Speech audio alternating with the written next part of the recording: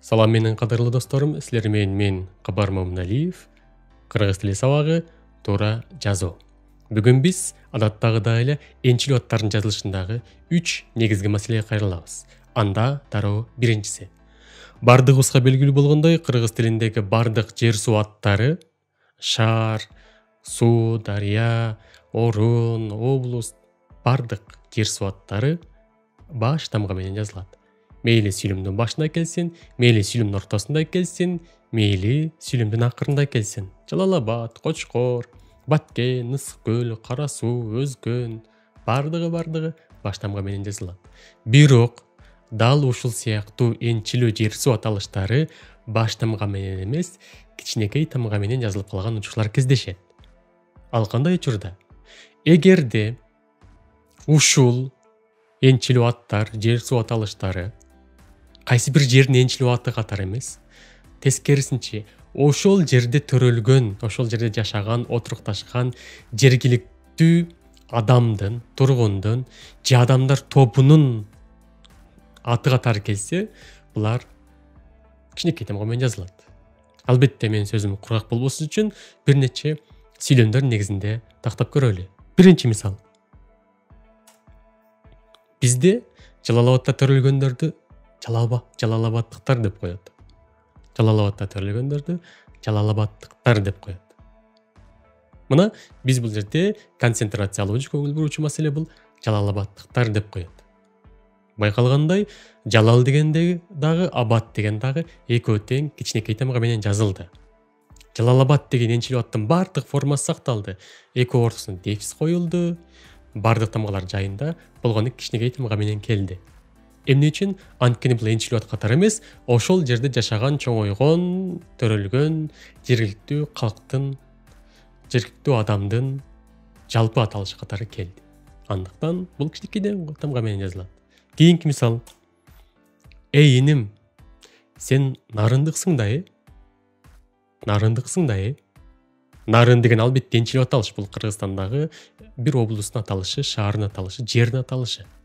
Бирок бул жерде нарындык деп, ал шаарды эмес, жерди эмес, ошол жерде жашаган адамды айтып жатат.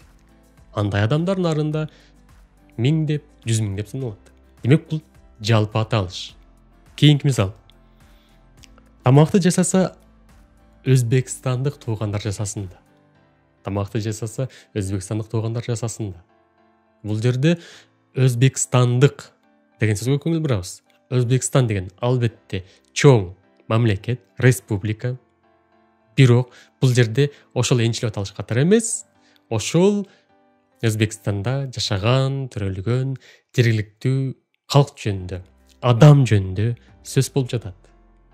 Демек, Өзбекстандык адамдардын саны миллион деп саналат. Демек, бул жалпы аталыш. Эгерде Өзбекстан деп энчилүү ат катары келсе, баш тамга менен берилмек. Бул жерде баш тамга эмес, кичинекей тамга менен берилди. Кийинки мисал.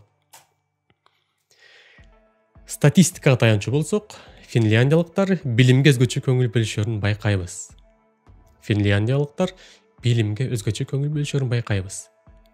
Финляндия деген чоң өлкө бар. Ал жерде миллиондогон адамдар жашайт. Эгерде ошол Финляндия деп өлкөнүн аты катары келсе, баш тамга менен жазылмак. А бул жерде болсо, ошол жерде жашаган миллиондогон адамдардын жалпы аталыш катары келди, демек кичинекей тамга менен берилет. Бул биринчи мисал. Анда экинчи маселеге кайрылабыз. Мамлекетке тиешелүү статустар, эл аралык уюмдардын аталыштары, эгерде алар бир нече сөздүн коштоосунда келсе, бир нече сөздөн турса, алардын бардыгы баш тамга менен жазылат. Анда мисалдар. Маселен, биринчи Кыргыз Республикасы, Россия Федерациясы, Бириккен Улуттар уюму, көз карандысыз мамлекеттердин шериктештиги, Кытай эл Республикасы.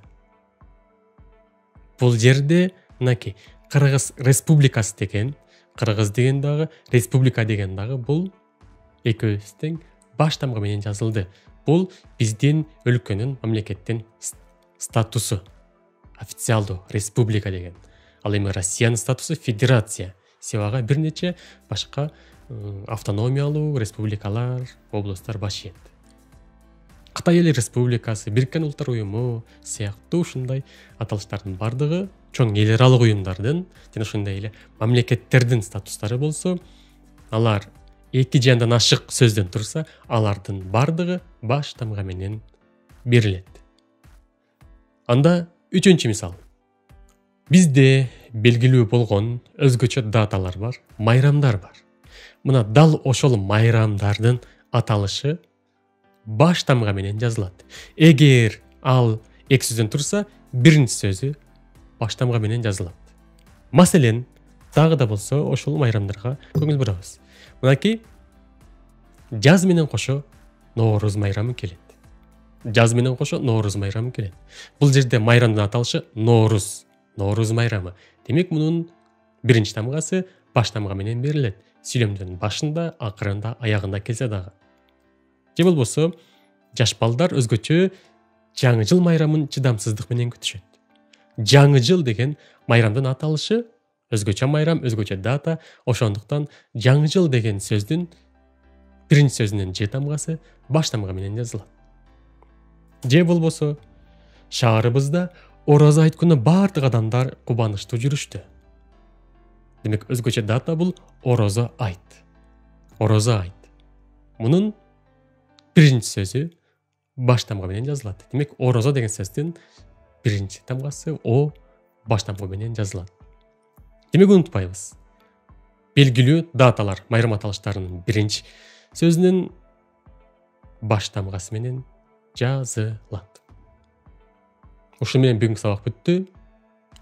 Сабаттуу жазыңыздар, саламатта болуңуздар.